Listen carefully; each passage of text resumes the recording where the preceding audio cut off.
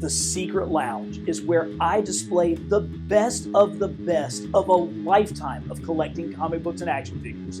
Come with me as we explore every shelf in detail. Hey y'all, welcome back to Carbon Scoring, the best place for comics, history, and action figures. Well, you asked for it and you got it. A detailed tour of the Secret Lounge. And you know, we gotta start with Spider-Man. So the heart and soul of the Secret Lounge is really this 5 and 6 inch Spidey display. It is one of the very first things that I set up when I came down here to put the Secret Lounge together, and it has some of my favorite Spidey figures from over the past 20 plus years.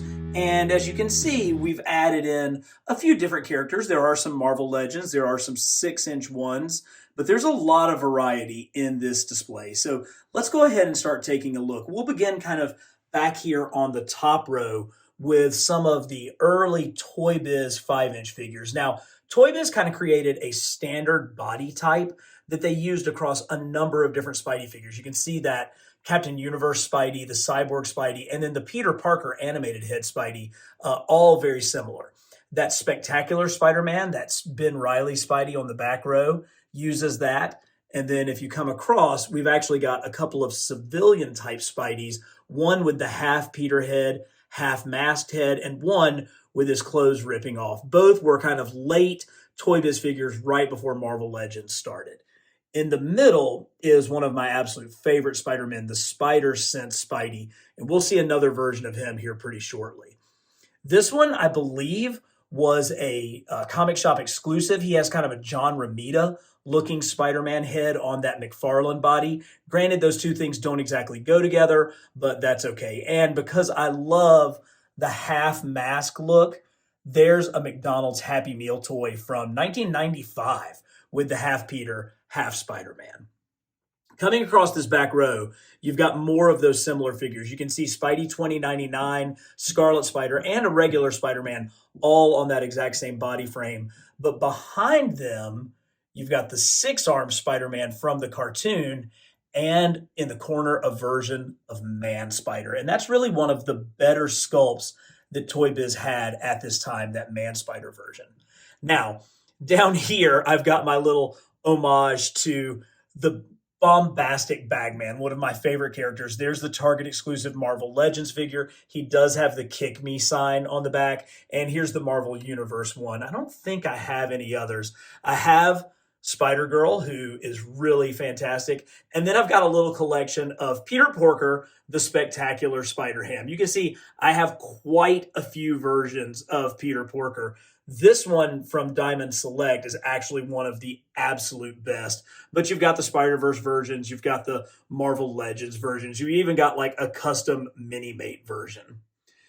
Across this middle row, you can see another Spidey 2099. You can see a black suit Spidey. Now, these are the early Marvel Legends figures that are on that first Marvel Legends body that is right here. And that's probably my best example of that one.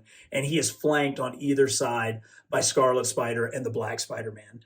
Battle Ravaged Spider-Man. There we have a really cool half black suit, half red suit, and a 1970s diecast Mego Spidey next to him.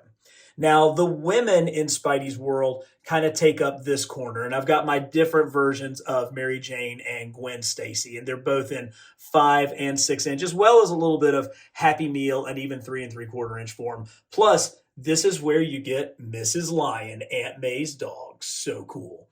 There's another Mego Pocket Superhero Spidey, as well as one of my favorite lines, the Marvel Legends Retro 3 3/4 inch.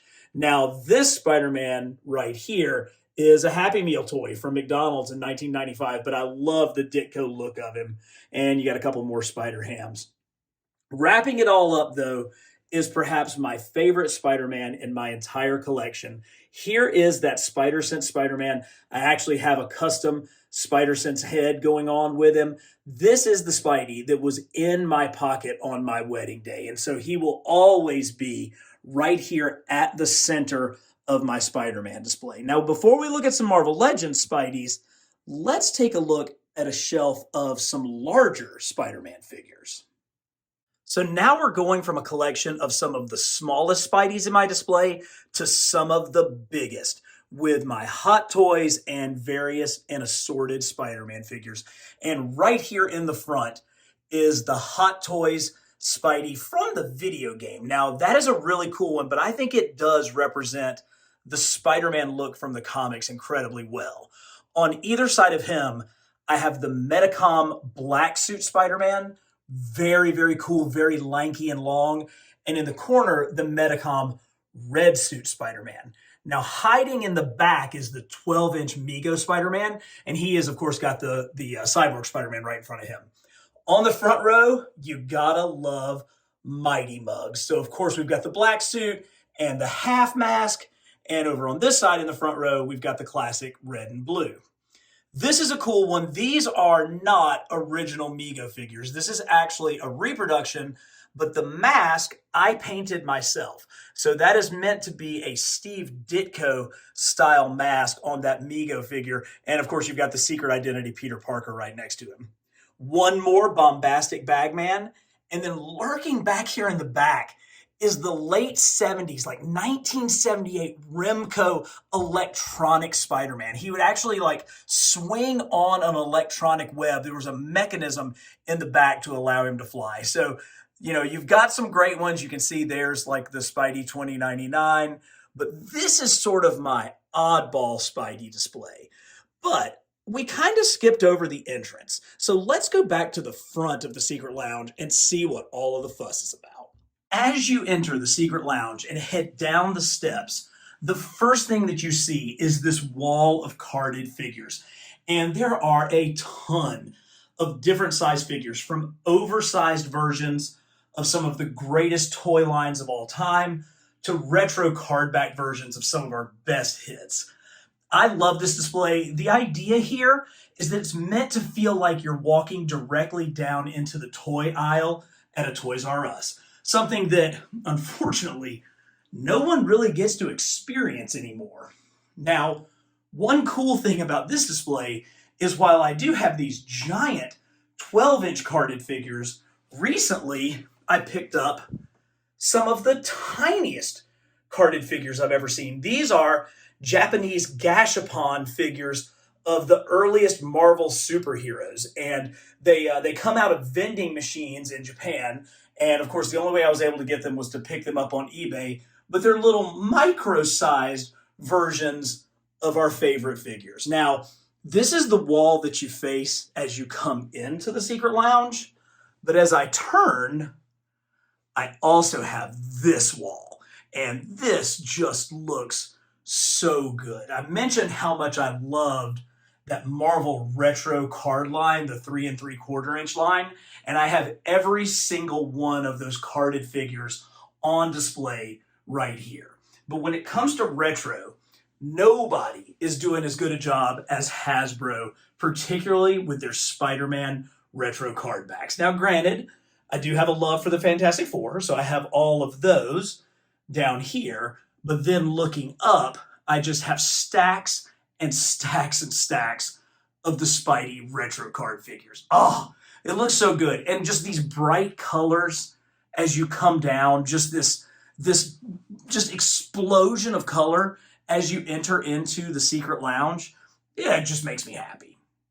One of the things that I love the best about the Secret Lounge is my display of vintage superhero figures, ones that go from the 60s through the 70s and the 1980s. And this column right here is my place where I display each one of these. Let's take a look at this collection shelf by shelf. The very top shelf is reserved for the 1967 Captain Action figures. Captain Action was Ideal's answer to G.I. Joe, a 12-inch costumed character, but instead of turning into different branches of the military, Captain Action could become numerous different superheroes. And I have the vast majority of them right here on display. Here is Aquaman. You can see he has the head right up over the top, but he comes with his trident and his classic orange and green suit. Who could possibly go without the Batman? And his has a 2-part cowl right on the top, but I love that gold sticker and the stripes that are on his cape. Of course, you know if it's my display, Spider-Man's going to be right in the middle, and that's exactly where he is. His mask is just a hard plastic one. I've got a little bit of white behind the eyes so that the eyes don't show to make him look a little bit more comic accurate. And then I bought some custom gloves because the original figure didn't come with any. If you're going to have superheroes, though, you've got to have the Man of Steel. And Captain Action did a great job of capturing the look of the first superhero. And they did include another Marvel character with Captain America, with his famous shield, really looking good in that red, white, and blue. This is a very cool collection that took me a while to put together, but I love how they look, and that's why they're on the top of my vintage shelf. These next figures may not actually be vintage, but they represent a vintage era for each of these characters, beginning with the Hot Toys Christopher Reeve Superman. Oh, there have been other versions of Christopher Reeve in plastic, but I've never seen one as accurate as this. This is truly the best version of Christopher Reeves. I mean, just the curl, the look, the molding of his face, and the perfect Superman costume straight out of Superman the movie. Batman 66, Adam West is represented with this Hot Toys figure along with Burt Ward as Robin. Both of these are so realistic that I actually posted a picture of them years ago, and somebody thought that it was me in the suit, possibly because this Hot Toy is a little bit fuller in the middle than his partner Superman over here. DC Direct makes an appearance on this shelf with the composite Superman, a crazy 1960s story where Superman and Batman were combined together in some kind of crazy amalgam. And then the original Mattel Batman 67 figures. Just a really cool way to add to this collection of our live action DC heroes. If you were a kid in the 1980s and you loved superheroes, there were two toy lines that dominated the shelves, and those were Mattel's Secret Wars line for your Marvel heroes and Kenner's Superpowers, where you got an incredible collection of so many of DC's premier heroes and villains. And I have a complete set of Superpowers right here on display. Down on this lower shelf, I have a bunch of the Fourth World characters, as well as some of the less known good guys like Golden Pharaoh and Mr. Miracle. There's Lex Luthor, Brainiac, and the Penguin right there on the front row. And of course, Darkseid back here in the back with some of his minions. Brainiac, the Joker. Orion kind of fits in more with the Fourth World guys and a really wacky version of Mr. Freeze. But when you want to get to the good ones, oh yeah, they are right here. The Justice League of America. Of course, headed by the big three of Batman, Superman, and Wonder Woman. But you got so much more than that. Look at all of these characters. Look at how gorgeous that Dr. Fate and that Shazam are. You got finally one of the Justice League's most loyal members, Martian Manhunter, Plastic Man, and the very exclusive and hard to find Cyborg figure who still has beautiful chrome all over him. Red Tornado with that cape is a favorite, and the mail away Clark Kent. Oh, these are just great. Those colors are fantastic. They just pop right off the shelf, and they really show why DC superheroes and the Superpowers line is one that is considered an all-time classic. But you guys know me, I am a Marvel maniac, and here is the complete lineup of Mattel Secret Wars figures. I've even got the exclusive hard-to-find Iceman, Electro, and hidden back in this corner, I've got the Constrictor. These things are great. Granted, they don't have the articulation, they don't have the play features of Superpowers, but these were really the first and only Marvel action figures for decades, and I'm so psyched to see them coming back now in Marvel Legends form. I mean, I love it. We got a red and blue Spider-Man and immediately got a black suit Spider-Man. This Iron Man is one of my all-time favorite figures, and you can see he's holding his lenticular shield. I don't have the shields for every single one of these, but they were so cool. I do have Wolvie's gray claws. Now, there was a rarer version that had black claws, but honestly, the gray ones, the silver ones are way more accurate. One of my all-time favorite parts of my collection, Secret Wars. Now let's really go back to the 1970s with the Mego Pocket Superheroes collection. This is the first version of these figures because they're all in the squatting position. They were re-released later in more of a standing pose.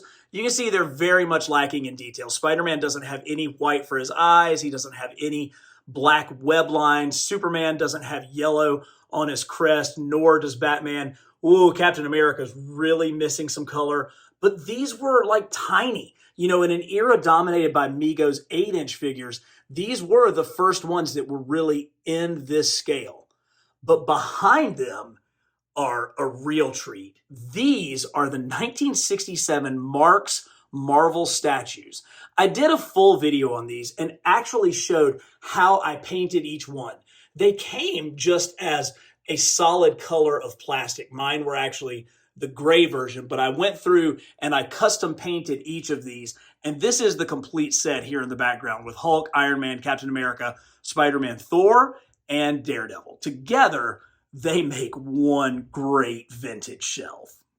Speaking of 8-inch Mego figures, here's one of the newest additions to my collection. Actually one that replicates a toy that I had back in the middle 70s. This is the Mego Batmobile with the 8-inch Batman and Robin inside. I picked this up this year at Retro Toy Con from the Toy Federation booth, the great retro toy store that's in my hometown of Greer, South Carolina. Along with these guys, I've got some of the Bandai Teen Titans Go figures, as well as some little figurines from Teen Titans as well, because I just absolutely love that cartoon. But they bring the fun right alongside this vintage Batmobile. Just a little bit newer is the Superpowers Batmobile. So I've got an extra Batman and Robin here in the 1985 version of the Batmobile. And next to them are the main cast from Justice League Unlimited. You've got kind of the big guys right up here, all standing in line. And we'll see why they're here first. But let's just gaze upon that gorgeous Batmobile one more time. And the reason why the big guns were up there is because all the rest of the cast of Justice League International is down here in front of the Young Justice Justice League of America playset. Just a super cool look at all of these different multicolored figures. They came out with so many different figures in this line. Let's actually lift the camera up and we can kind of take a look a little bit deeper into this lineup and just see all of the obscure characters who managed to make their way into this animated line. Such a cool collection, and it really looks great with that Hall of Justice behind it. Oh man, during the filming of this video, my Lego TIE Interceptor fell off of the top shelf and crashed to the ground, absolutely shattering everywhere. So this seems like as good a time as any to say, if you enjoy the combination of comics, history, and action figures, give this video a like. And if you're not already subscribed, go ahead and subscribe to Carbon Scoring, because we're bringing you action like this every week. Okay, I think I've gotten most of the pieces up, so let's get back to the video. Like and subscribe. But if we're talking about toy lines of the 1980s, you gotta hit the big ones. Star Wars, G.I. Joe, and of course, those robots in disguise, Transformers. Transformers played a huge part in my late childhood, that kind of 1984, 1985 time frame, and that's really represented by who we see on this shelf. Most of these were my original G1 Transformers. You can see there's, Grimlock. I do have some of my original GoBots because I have a super soft spot for GoBots. There's Bumblebee, and some of the original Autobot cars are right back there. There's a couple of newer figures in this display, but there's my brother Soundwave and my brother-in-law Bo's Jetfire. But that's my original Optimus Prime. And so when I've continued to collect Transformers over the years, I've really tried to replicate the ones that I had as a kid as they've made newer and better masterpiece forms. So let's take a look at that shelf and see just how these G1 Transformers have survived into the future. Oh my gosh, this is incredible. These are basically the exact same characters that you saw on that first shelf, but these are the masterpiece versions of them. There's Jazz, there's Prowl, Bumblebee. You've got Psykill from the GoBots, and over we just passed Leader 1. Now, granted, there's a Voltron hiding back there, but he's sneaking around this incredible masterpiece Optimus Prime. Just gorgeous figure, unbelievable craftsmanship, and every single one of these transforms, which makes it that much cooler. There's the larger GoBot Leader 1, and I've even got an exclusive Japanese Megatron. This thing was hard to get in the early 2000s because it couldn't be imported into the US. So if my original figures were down there, these are the masterpiece versions of each of them. But everybody loves their first figure the best. And the very first Transformer I got was Jazz. And I have gone on a psychotic mission to collect all of the best figures of Jazz that have ever been made. The ones that are, most representative of his classic red, white, and blue form. And there are some serious doozies in here, including some of the newest ones, like this giant non-transforming model that lights up. Oh, so good. This Jazz shelf is one of the newer ones in my display, but I just love how all of these come together, and that red, white, and blue color scheme just really pops off the shelf. This is a sweet homage to my favorite Transformer, the Great Jazz. But Transformers, as great as they are, will always come in second to a real American hero, G.I. Joe. This is my collection of 83 and 84 Joes, and it is absolutely gorgeous with all of the original 13 Joes right here on display with the headquarters. And of course, I've got a straight arm Snake Eyes that I had, and my very first G.I. Joe toy, the Vamp, right here at the front. Oh, these original Army guys were so good. And then you kind of clip your way into the headquarters and you see even more, including William the Refrigerator Perry, who just happened to go to Clemson University, just like I did. Vehicles, weapons, they're so great. The excitement of this line is utterly incredible. And I hope that comes across. This is just the greatest display I can think of the 83, 84 Joes, but it's not the only display that I have. One of the beauties of 3 3/4 inch figures is the ability to have vehicles and play sets. And up on top of my shelf, I've got some of the greatest flying machines that G.I. Joe ever created, starting with the Dragonfly. And of course, it's manned by Wild Bill and Airborne. Now, you've got some of the later Joes here, as well as this cool Joe logo. Each of these are on custom bases that I got online, like this attacking base for Wild Weasel piloting the Cobra Rattler. And then you come back here in the back, and the Tomahawk helicopter is soaring in, dropping in extra troops to the battle. Now, this Sky Striker is actually the new HasLab Sky Striker because it just looks so good flying with its wings spread. But we'll see an original Sky Striker here in a minute. But this, at the top of my Joe display, is the Airborne Infantry coming at you. Now, the Joes are only as good as their adversaries, and here they are in the form of Cobra. One of my goals this year was to really beef up my Cobra display, and I did that at this year's Retro Toy Con put on by Toy Federation. I got a ton of these figures: Raptor, Big Boa, Crocmaster, all of these weird guys, the ones that really made Cobra so great. I only had a couple of Dreadnoks going into this, but now I've basically got a complete set hanging out back here. Plus, I added this incredible Cobra Moray Hydrocraft coming up along the back, and the Stinger Jeep, Cobra's answer to the Vamp. Up above the display, you've got a Fang, you've got a couple of Asp tanks, and of course, you're going to have his tanks coming at you from all directions. So if my goal was to really make a formidable enemy for my Joes, I think I accomplished just that. Then here at the bottom, we've got some of the big boys, starting with the Whale, the G.I. Joe hovercraft. I didn't have this as a kid, but I got this one and restored it to almost perfect condition. Now, here is a vintage Sky Striker. You can see just how cool it looks.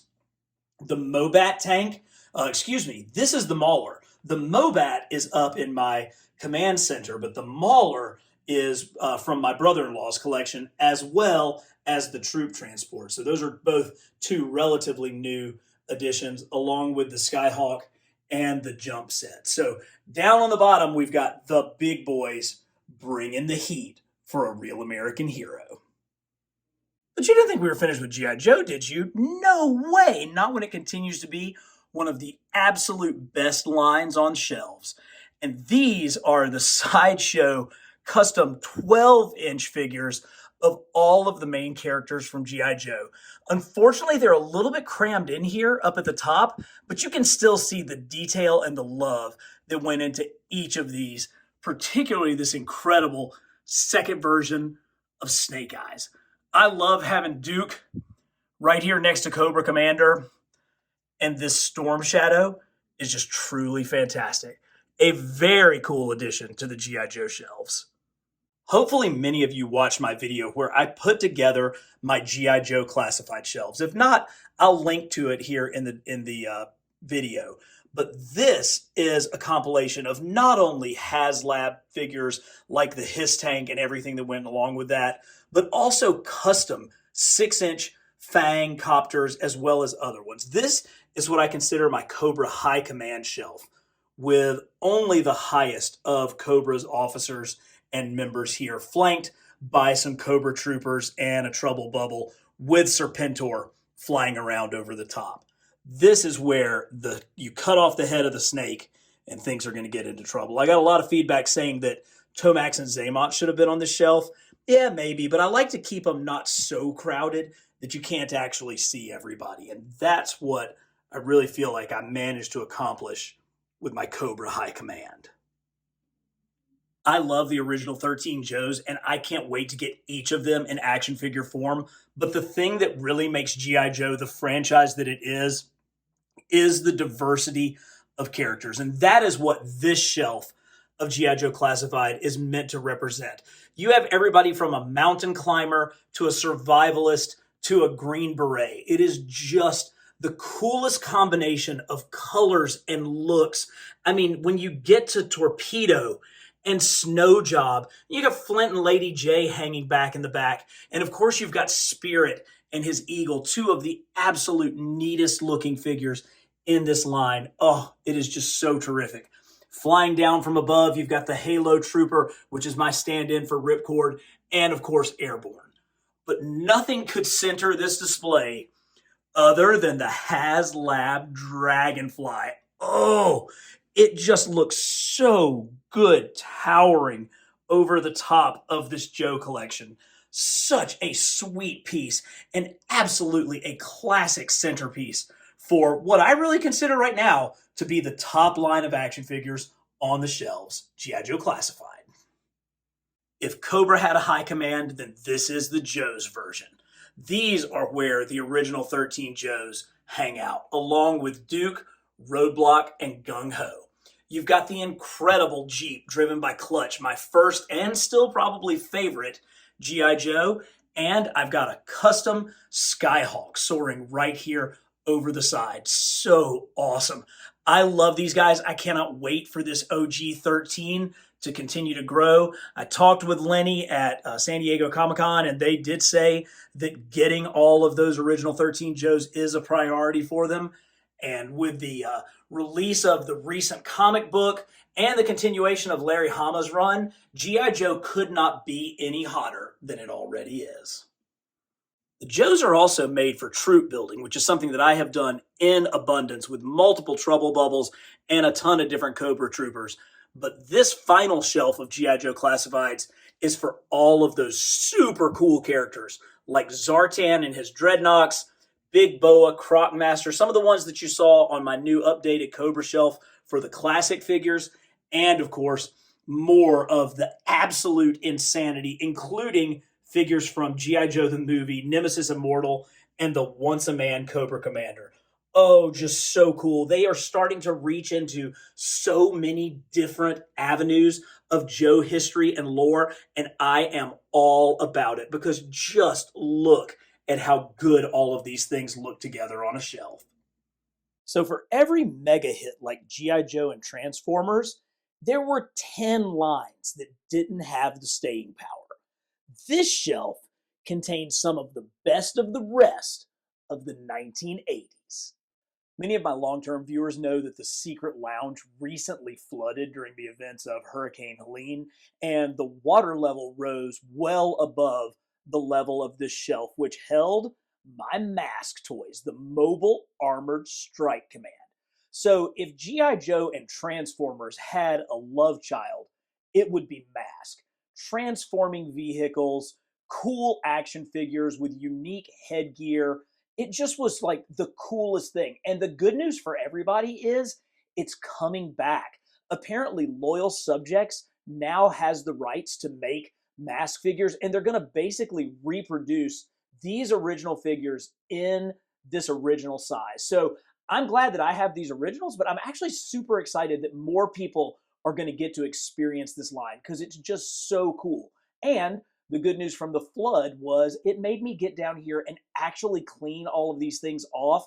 And I redid the display, creating more levels, more kind of flight stands. I have some of the ones up a little bit higher. And overall, I think it's a significantly better look. So, when I said that the Secret Lounge was going to come back better than ever after the flood, this is exactly what I was talking about. The Mego Corporation famously turned down the Star Wars license to make 3 3/4 inch action figures of the greatest sci-fi epic of all time. It was a decision that would eventually ruin the company as they spent the next decade chasing those profits and signing every single license that they possibly could, including Buck Rogers, the television show. Now, Buck Rogers was a 1930s newspaper strip character, but with the resurgence of Star Wars, he made his way onto small screens, and we did get a pretty cool set of figures. But most importantly, we got the two main vehicles. We got Buck's Starfighter, which is truly one of the great designs in all of 80s spaceships, as well as this really cool Draconian Marauder. Very, very choice figures. Very choice ships. I love them. I even like the diecast Erdl toys that came kind of like Hot Wheels. There's a small one and a big one. Now these figures are lacking. They don't have any kind of paint on their face, but hey, Twiggy's still here, and I am still a fan of Buck Rogers. You better believe Mattel wanted a piece of that Star Wars action, so they went after Battlestar Galactica.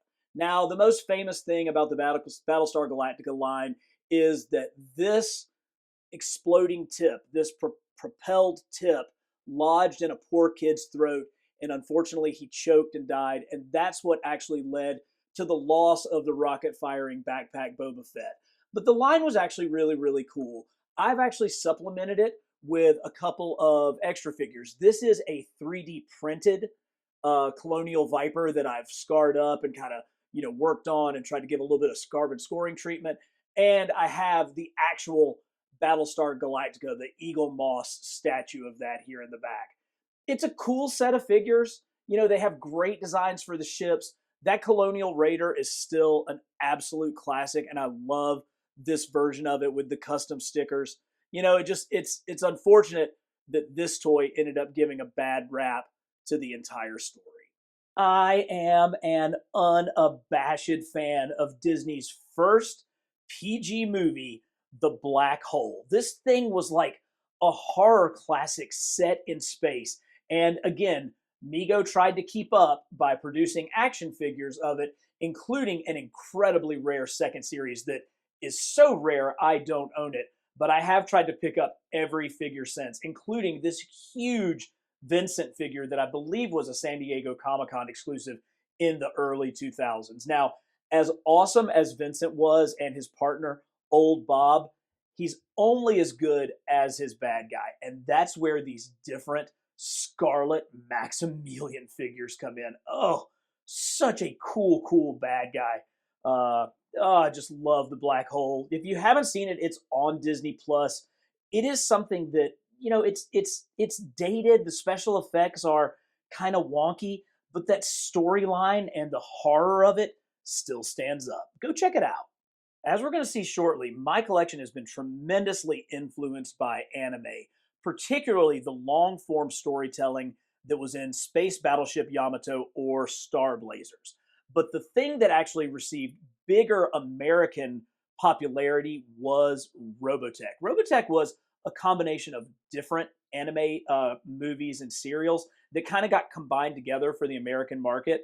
And Matchbox actually came correct with a pretty spectacular set of figures, including this awesome Veritech fighter. Now, I've actually kind of customized mine to make it look more like Rick Hunter's fighter. I've got some custom stickers on there, but I really love the look of that. Many of you are going to recognize that Veritech as Jetfire from the Transformers. But Robotech is a line that has continued to move on. There have been newer figures. There's still really high-end models and different statues and whatnot. And they've even come out with a newer line of figures that are in the same scale as the originals.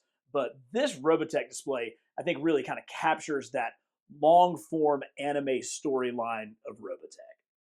There's a part of me that doesn't want to film this shelf because I kind of want to keep this secret to myself.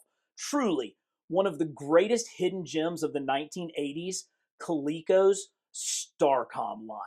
This line was developed with NASA, and you can see they have like almost realistic spacemen who have magnets on their feet. All of these toys are worked on by magnets. You can kind of allow them to kind of open up and they can transform, and all of their mechanisms. There's no batteries. It's all done with magnets, and they still work. Even almost 40 years later, every single one of these works. Plus, the fact that you've got ships that then magnetize and combine with other ships. Like, here's the giant bad guy ship, and you can see it's got two smaller fighters attached to it.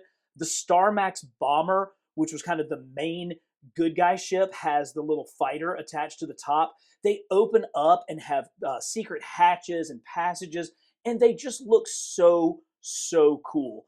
This is truly like one of the sneakiest, best lines of the 1980s. And if you're looking for something to add to your collection that's really going to brighten it up, go see if you can find some Starcom stuff.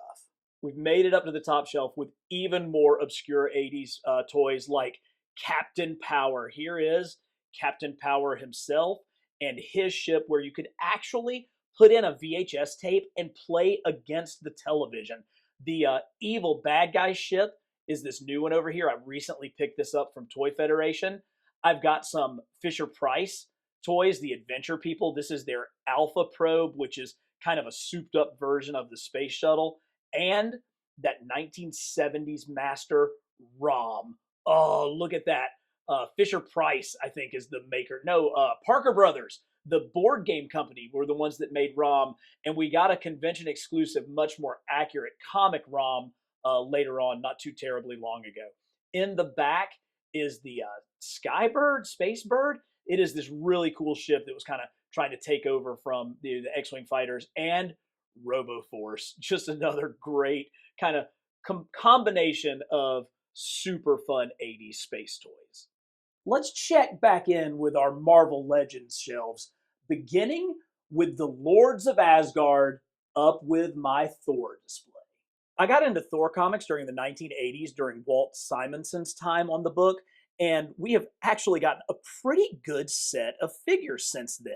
Now, this thing has a combination of ones from different toy lines, different eras, but I think it really comes together nicely to put together a huge Asgard display. Now, of course, hanging out in the back is the Build-A-Figure Fing Fang Foom. And yeah, this thing is totally original. That is not a reproduction. That's the Marvel Legends Fing Fang Foom. So that's one of the older figures in here. And one of the newer figures is Odin, who was in my top 10 Marvel Legends. You've got the return of Marvel Legends exclusive Thor, as well as Jane Foster Thor, and arguably my favorite action figure of all time, the 1997 Toy Biz Beta Ray Bill, with that gold chrome and that unbelievable sculpt. You know, for somebody who is a Walt Simonson Thor fan, it's hard to get better than this Beta Ray Bill figure. I've got a couple of customs of the Warriors 3. Unfortunately, I only have the 2. I still need a giant Volstagg. But you know, when you combine it, I've got the MCU uh, version here of Sutar. I've got the Marvel Universe Troll Frost Giant there. I've got the Marvel Select Destroyer.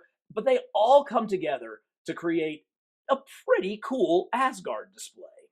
As far as comics go, the Fantastic Four are probably second only to Spider-Man as far as my all-time favorites. And for that reason, I've actually got 2 shelves of FF Marvel Legends on display.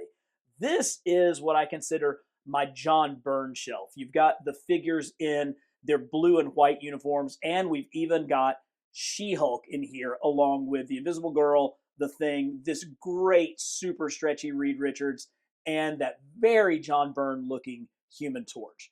Now, this shelf has one of the more rare figures in my collection, the Dragon Man figure. Thankfully, we're getting a new Dragon Man through Hasbro, so other people are going to have a chance to get that. Back in the back, you've got the Build-A-Figure Galactus. I do have the HasLab Galactus, but this one certainly scales better with these Marvel Legends figures. Got some bad guys. I've got the Frankie Ray Nova. I've got the Silver Surfer, different heralds. There's the Marvel Select Watcher, kind of looking over from the back. Such a great comic accurate figure, as well as one more herald with Fire Lord. And one of the newest additions to my collection, Toy Blocks sent me this incredible Doctor Doom throne. And I have the new Doom from the Cabal 3-pack that has the cloth lower cape on it sitting on his throne. Just a really, oh, Mole Man's facing the wrong way. There we go. That Mole Man figure is not one that's very easy to find either, but a really cool 80s Fantastic Four lineup. But the 2 men who made the Fantastic Four the world's greatest comic magazine were artist Jack Kirby and writer Stan Lee. And amazingly, we've gotten both of them in 6-inch action figure form, thanks to the NECA Kirby figure in the Teenage Mutant Ninja Turtles line. But those 2 are here surrounded by some of their greatest creations, including this original Jack Kirby looking Fantastic Four. Oh, I love these guys. I love the way those Walgreens exclusives turned out, and then having the torch flying right above them really adds to it. I took 2 of the Fantasticars that combined them together from the original Toy Biz Marvel Legends Mr. Fantastic to create this flying bathtub with Franklin in it. And hey guys, we're getting closer. We're starting to actually get figures of the Inhumans. Here is Black Bolt, but he's with the Mezco Lockjaw. I think that one actually is superior to the Marvel Legends versions. Medusa, that great new Crystal figure, and Triton. So we need Triton and we need Gorgon to finish out our Inhumans royal family. But this is, you know, another fantastic classic FF display, Molecule Man. And I should be replacing that old Build-A-Figure Annihilus with the new Marvel Select, hopefully in the very near future. But Marvel's first family is well displayed here. If the FF are Marvel's first family of adventurers, this shelf represents those street-level heroes and characters that only the Marvel Universe can supply. And it's centered on this incredible new Mafex Daredevil figure. This is truly one of the top action figures of the year. I love how his Billy Club can be posed and, you know, kind of swirl around him. I've got him elevated in like a launching position. It just looks so great. And he's got his friends, the Heroes for Hire, the new Power Man and Iron Fist right by his side. On either side of this display, I've got Ghost Rider, the Danny Ketch version from the 1990s. And over here, the Johnny Blaze version from the 1970s. Such a cool figure. Punisher finds his way with his arch nemesis Jigsaw. And in the back, you've got some of those other great street-level characters. Cloak and Dagger, Shang-Chi, 2 of Daredevil's greatest, you know, heroes and villains with Elektra and Bullseye, Moon Knight, Swamp Thing, and of course, that Vampire Hunter Blade. I just love kind of this Marvel Knights shelf, and I love the way that that Daredevil is centered on the whole thing. From street level to cosmic, this is the best of my Cosmic Marvel Legends display. Everything from comic accurate Guardians of the Galaxy to Thanos and his love, death, to that incredible Death's Head figure that was this year's San Diego Comic-Con exclusive.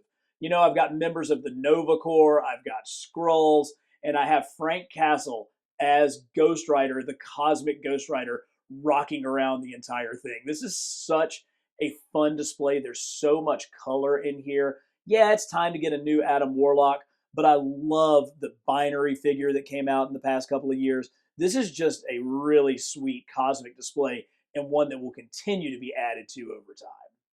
And finally, in this column, we've got the Agents of S.H.I.E.L.D., led by Nick Fury and Dum Dum Dugan, against the forces of AIM with MODOK and Hydra with Baron Strucker and Viper, and of course that crazy Armin Zola in the back.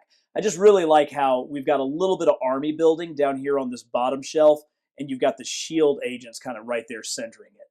They're really cool kind of, combination, those Hydra agents, those AIM goons, all of them come together with Nick Fury blasting right through the center. While I have changed out a ton of these displays in the Secret Lounge, there are some things that will never change. And the number one of those is my display of vintage Kenner Star Wars figures. Yes, I've got every single one in this display case, all labeled with their names, all the way down to the final figures. This is the coolest looking display, and if I pan out, you can see how it's all in one display case, neatly put together from the very beginning to the end.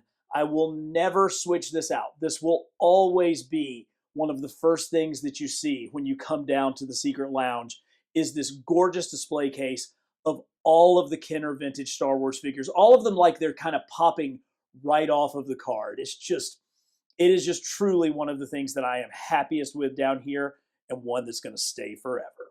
Speaking of things that are never going to move, one of the biggest reasons why the Secret Lounge even exists is the original UCS Millennium Falcon. I put this thing together over a period of several months back when it first came out in 2007, I guess. And because it is so huge, I had to have a place to put it. And so that led to me converting this wine cellar into the Secret Lounge. But luckily, they have continued to make incredible UCS sets, and this is not the only one. So let's take a look at some of the other ones. The X-Wing fighter is my favorite spaceship of all time. I waited like 2 years to get one as a kid, and this is the third UCS model that they have made of the X-Wing, and it's clearly the best. The proportions are so much better. Those giant engines, those turbine engines look good, and he looks really great up on this kind of dynamic flight stand. So I'm glad they finally gave us the perfect UCS X-Wing that we've been needing. We are not even close to done, not when you've got incredible Imperial ships like this TIE Interceptor. This is one of the newer UCS models and truly one of the best. Now, the original TIE Interceptor came out with the original X-Wing, but this newest one is an improvement in every way. I don't care what you call it, she is always going to be the Slave One to me. And the UCS Lego Slave One really fits that crazy unique shape and flight pattern of Boba Fett's starship. Yeah, more than a few of these bad boys met their fate at the hands of the Rebel Alliance, but what would we do without the Empire's workhorse, the giant TIE Fighter? And we'll finish up our look at the UCS ships of the Rebellion with two more classics, the A-Wing fighter and the Y-Wing. The Y-Wing in particular really captures all of that greebling look that Lego is able to get. Just look at all the different shapes and pieces that go with that, while the A-Wing actually gets the smooth edges and contour. It is incredible what Lego has been able to do with all of these different ships. Virtually everyone watching this video is a huge Marvel Legends fan, but I don't think that it would be proper to not take a look at the 5-inch Toy Biz figures that really brought the Marvel Universe to life. This shelf has figures from not only the original Toy Biz Marvel Superheroes line, but figures from the Fantastic Four, Iron Man, and other lines. I think there's even some X-Men in here. As a matter of fact, there's even figures that we haven't gotten yet in Marvel Legends, like these two Inhumans that you see right up here next to Black Bolt. Just the candy-colored goodness of this cannot be overstated of just how exciting it was to actually see Marvel figures on the shelves. And much of it started with the X-Men. Oh yeah, those original X-Men figures, they brought everything together. And then they led to us being able to get teams like Alpha Flight, teams like, X-Force and the original X-Men. And then we even got this box set of the new X-Men, which was so incredible. But the line that really got it all going was that Toy Biz X-Men line. Just look at all of the figures that are here. Just the incredible detail and sculpting. Yeah, these were designed for kids, but they held up for collectors. And that's what really set the market and led to all of the things that we have today. And it really all started with these 5-inch Toy Biz Marvel superheroes. So having just looked at those incredible 90s X-Men figures, now let's take a look at the display of my current Marvel Legends X-Men shelf. Oh, I worked so hard on this. I did an entire video just on this shelf, so I'll put a link to it so you can check it out. These are the absolute best of the best, and I have them arranged in a very particular order. Right here in the middle are the new X-Men, the story that happened from X-Men Giant Size issue 1 and then into X-Men 95. On the left-hand side are the Jim Lee versions of the X-Men. You can see I've got a brown suit Wolverine, Jubilee, Psylocke, Gambit, that incredible Mafex Gambit. This is kind of that X-Men issue 1 time frame. And then over on the right-hand side, you've got the original X-Men with that gorgeous new Angel figure and the 5 original members of the X-Men. You put it together and you get what I consider to be the ultimate display of the X-Men. There can be no mistaking the Earth's mightiest heroes, the Avengers. And this is my Avengers display. It tends to have a heavy 1980s flavor because that's kind of when I started reading the book. But when you begin with the big 3 of Thor, Captain America, and Iron Man, you've got that Marvel Select Hulk. And yes, I do have the HasLab Giant Man, but somehow this one, the old Toy Biz Build-A-Figure, tends to fit in scale better with these. Coming over here, you've got more of those kind of 80s Avengers with Captain Marvel and Mockingbird. I love that Safari Jacket Wonder Man. The main characters of the Avengers, Black Widow and Hawkeye, along with Vision and Scarlet Witch, kind of make up the bottom row. But then you have an early Avenger, Quicksilver, in his green suit with some special effects from Can of Beams. That incredible She-Hulk figure, as well as the new Warbird and longtime Avengers Black Panther and Falcon. These are the Avengers that I think of when I think of the Earth's mightiest heroes. And now for maybe my favorite new shelf in the entire display, something that I call my Decades of Heroes shelf. You've got the 1990s with the new Warriors, and we thankfully have gotten almost a complete roster of new Warriors. I had to get that Marvel Unlimited Nova in order to get him in an appropriate costume for this display. You've got the 1980s with John Byrne's Alpha Flight. Originally just kind of a bunch of throwaway characters in X-Men comics, they went on to have an incredible creative run and become a major part of the Marvel Universe. And then for the 1970s, the team that is not a team, the Defenders. Along the back row, you have Doctor Strange, the Hulk, Silver Surfer, and Namor, kind of the original Defenders.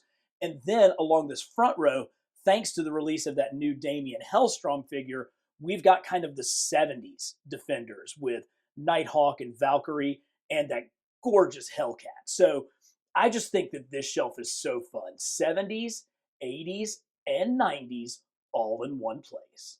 Okay, sure, I am mostly a Marvel guy, but the original superhero universe, the DC universe, still warrants representation down here in the Secret Lounge. I realize that McFarlane Toys is trying to put out a definitive set of DC figures, but it is going to take them a long, long time to capture what was done by DC Universe Classics, particularly when you throw in the occasional DC Direct figure to really bring it all together.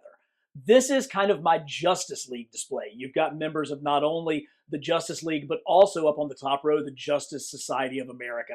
And where I needed to, I included some DC Direct figures like this Superman and Batman, which I think are some of the most classic versions of those two characters.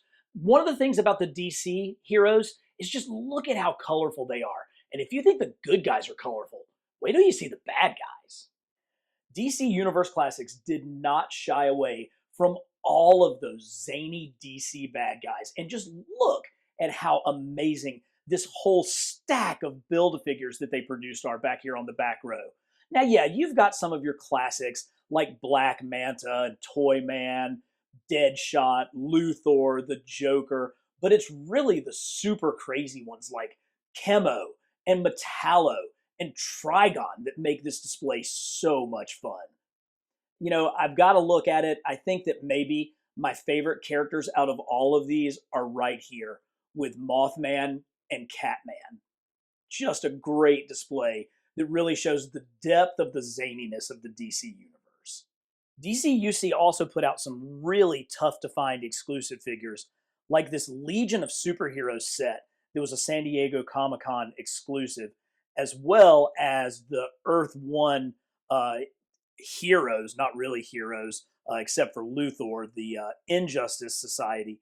And I have had to add in a couple of McFarlane figures with this crazy, crazy Clock King, as well as swinging back over here, and you can see the McFarlane Ragman. Back along the back couple of rows, all of those different inhabitants of Jack Kirby's Fourth World, all surrounding Darkseid. Just another great shelf of DC figures. Two of my all-time favorite storylines are represented right here on this top shelf with Blackest Night, where we got to see all of the different ring bearers in the Green Lantern mythos, the different colors of the rainbow, all displayed here on the front row. And on the back, those very difficult to find Watchmen figures from the most critically acclaimed comic book of all time. I think these things go together really well. And when you've got a giant Kilowog in the middle of your display, you can't go wrong. There are superhero cartoons, and then there's Batman the Animated Series. Now, this collection is mostly the original DC Direct 6-inch versions of all of these characters, and they reached into the depths of this cartoon with characters like Roxy Rocket and the Ventriloquist. But you also get all of the major players, from Harley and Joker to the entire Bat family. Now, Alfred was actually exclusive originally to the Batcave set, and I wish I had enough room to get it set up along with the Batwing and the Batmobile. The first season of Batman the Animated Series has these figures here, and of course, Batman's idol, the Gray Ghost, is sneaking right there into the corner. These are artistically some of the coolest, cleanest, prettiest figures that I have, and I'm really happy that McFarlane is actually releasing these again so that they can get into the hands of more collectors. But not all superheroes wear tights, and LEGO has reminded us of that with their NASA-themed builds like the Apollo 11 lander and the gorgeous Saturn V rocket that is so huge it extends all the way outside of this display. These Legos are so perfect and so detailed. I just think they are some of the best things in my collection, so much so that I built a custom Lego stand so that we could see the Space Shuttle Discovery on its side, the way that she would orbit around the Earth with the bay doors open so that the Hubble telescope could be displayed right next to her. These NASA Lego Space Legos are just so good, and I'm glad that they keep making them, and I can't wait to see what happens next. There have been a lot of great themes over the course of LEGO, but none for me come close to beating Classic Space. These were the toys that I played with the most when I was a kid. I absolutely loved the gold, blue, and white paint schemes, and I've got an almost complete collection of all of the Classic Space sets right here. You saw the two smaller Lego ships, and then here is the original Galaxy Explorer as a part of the Alpha 1 moon base. But within the last couple of years, LEGO actually recreated these ships with their premium retro throwback Galaxy Explorer. And the coolest part was they included online instructions that you could build the smaller two ships. And I actually got custom nameplates so that they actually match what they're supposed to say, the LL918, 924, and 928. I love playing with these. I actually get these out and will play with them all the time because they're just so cool. Here's my exclusive patch that I got at this year's San Diego Comic-Con, as well as some LEGO Insider Classic Space logos. But Classic Space continued. Here's like the 1983 Classic Space sets, still keeping that classic white and blue, but getting rid of some of the gold. That's how you can tell that we've moved forward. And LEGO Classic Space has been revisited from time to time later on down the line, as well as with the LEGO Movie and Benny's Spaceship. So it really helps to take a look at Benny's Spaceship in the context of these great classic LEGO sets. This is my childhood right here. This is what makes all of this so much fun. If you have watched any videos on this channel, you know that Spider-Man is my favorite character and that Steve Ditko is my all-time favorite Spider-Man artist. That's why we're going to begin our look at Spider-Man's villains with this shelf of classic Steve Ditko creations. Not only do we have some of the newer ones in there, but there are some customs like that Spider Slayer and the Crime Master. Of course, it has to be centered on the Green Goblin. But then sneaking back over here are some figures that we still need, like the Big Man and the Enforcers. Ditko is the creative brilliance behind Spider-Man, and I wanted to showcase just how much he added to the Spider-Man mythos in only 36 issues. But hey, you know, there have been a few other pretty cool Spidey villains added over time, and that's where this shelf comes in, with some of the best of the newer villains in Spidey's Rogues Gallery. Everybody from the Rhino and Venom, all the way up to Morlun and even the Prowler and Tarantula. These things are sweet. That Toy Biz Hobgoblin has still never been beaten as far as Hobgoblin figures go, so that's why he's towering over the rest of this. And I do love kind of my Ron Friends area with Puma and the Rose and Silver Sable. Just a really, really cool display of some of the rest of Spidey's villains. But these guys are actually tough. The ones that I want to focus on are these guys. All of the crazy villains in Spidey's Rogues Gallery, from Frogman and White Rabbit to a custom Spot and a custom Cardiac. This is where Spidey's Rogues Gallery gets kind of crazy. And yeah, I know Stiltman's not really a Spidey villain, but he fits in best there. That jack-o'-lantern flying over the top looks so good, as does the Fly. Oh, I just love Spidey villains. He has the best, deepest Rogues Gallery in all of comics, and I think these three shelves prove it. But we can't let Spidey have all the fun, not when there's so many more villains to go around, starting with some of the X-Men's baddest baddies. Now, this is a shelf that actually does really need to be updated. I have predominantly old Toy Biz figures up here, and while I still think a lot of these stand up, there have been so many additions to this, I'm going to have to do a complete remake of this shelf. What I can't decide is if I should wait for the new Sentinels to come in or leave these more Mark Silvestri designs up here. Either way, the X-Men Rogues Gallery is well represented on this shelf. These days, when we get a new assortment of Marvel Legends, I get the most excited for the obscure characters, those out-of-the-way bad guys, the ones that we never thought that we would actually see in 6-inch form. Like, I'm sure somebody thought that we would eventually get to Count Nefaria, but did you really think that we would get this many members of the Serpent Society? I don't know. I mean, you knew that you would get an incredible Taskmaster figure, but what about Living Laser? Yeah, no, that one you didn't see coming, nor could you have ever imagined this gross bushwhacker figure with the veins and the melting head going on.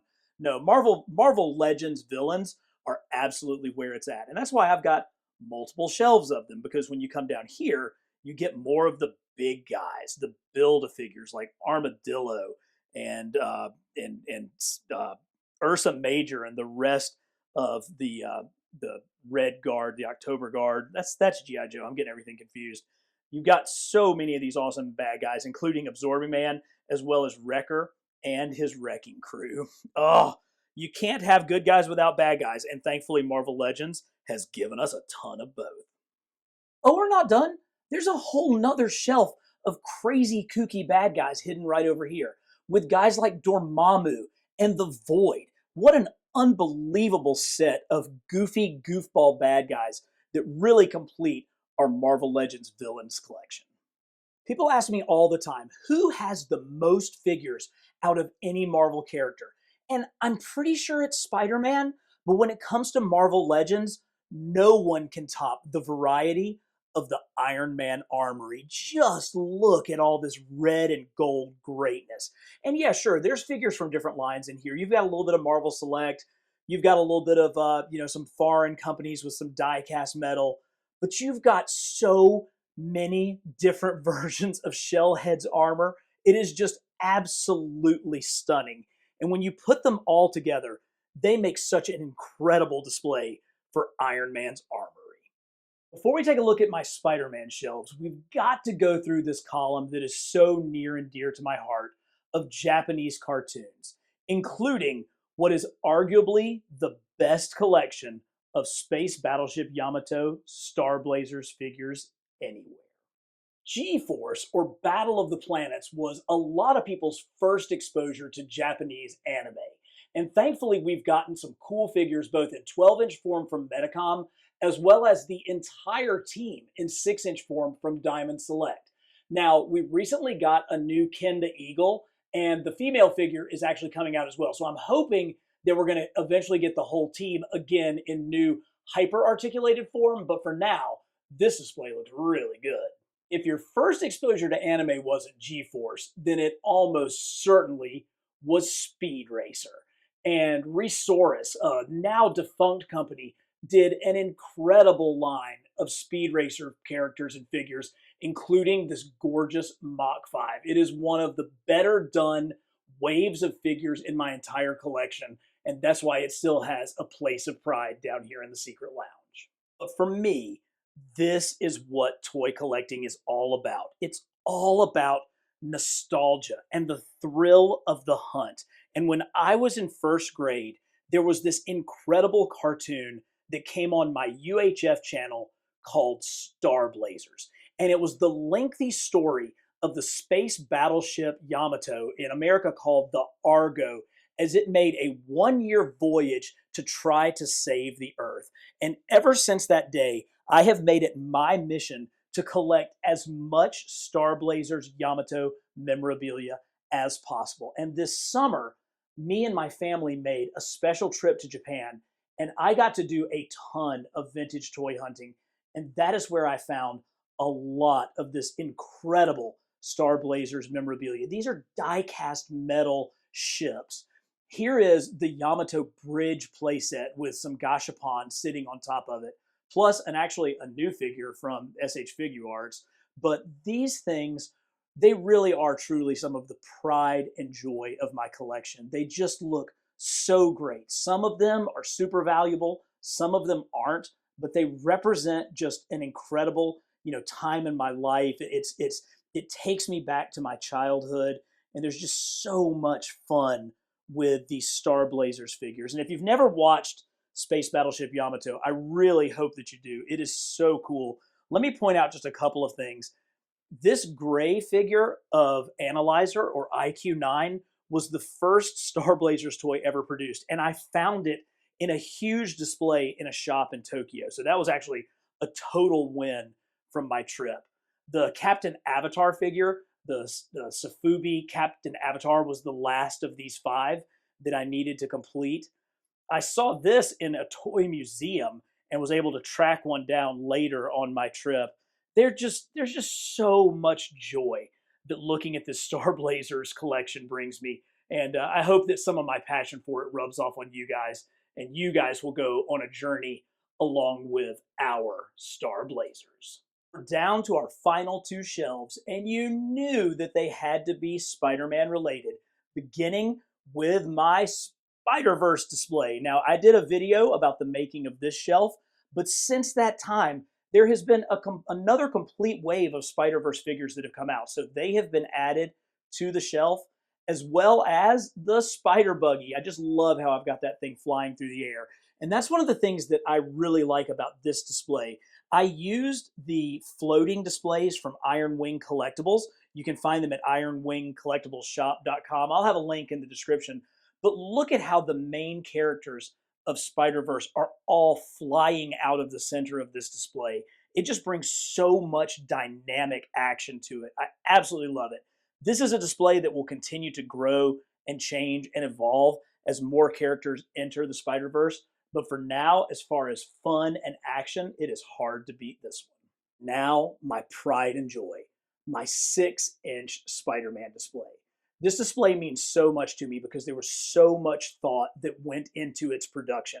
These are not simply the best Spider-Man figures. No, they are meant to tell the artistic story of Spider-Man in order, beginning with his initial appearances in Amazing Fantasy 15, moving toward the Steve Ditko era with figures that are specifically designed off of the artwork of Steve Ditko, and then continuing forward to the art of John Romita Sr., who influenced the entire 1960s and 70s of Spider-Man artists like Gil Kane and Ross Andru.